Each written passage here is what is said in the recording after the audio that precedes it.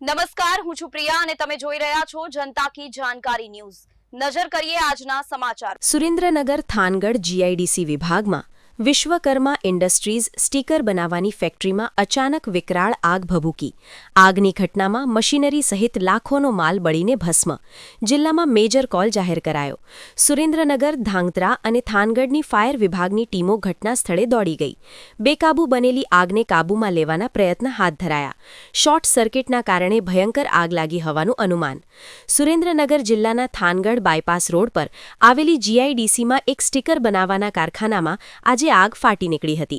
આ ઘટનામાં કારખાનાને લાખો રૂપિયાનું નુકસાન થયું હોવાનો પ્રાથમિક અંદાજ છે।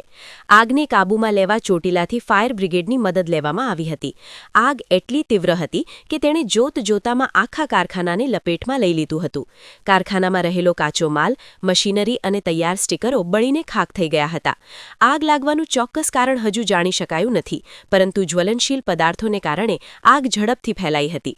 સ્થાનિક ફાયર વિભાગ પાસે પૂરતી સિસ્ટમ અને આધુનિક સાધનોનો અભાવ હોવાને કારણે આગ પર સમયસર કાબૂ મેળવી શકાયો નહોતો। પરિસ્થિતિની ગંભીરતા જોતા તાત્કાલિક ચોટીલાથી ફાયર બ્રિગેડની ટીમને મદદ માટે બોલાવવામાં આવી હતી। આગની તીવ્રતા જોઈને કારખાનામાં કામ કરતા મજૂરો અને આસપાસના કારખાનેદારોમાં ભયનો માહોલ સર્જાયો હતો। સદનસીબે આ ઘટનામાં કોઈ જ જાનહાનિના સમાચાર નથી। હાલમાં ફાયર ફાઇટરો દ્વારા પાણીનો મારો ચલાવીને આગને કાબૂમાં લેવાના પ્રયાસો ચાલુ છે। સુરેન્દ્રનગર રિપોર્ટર મહેશભાઈ ઉતેરિયા।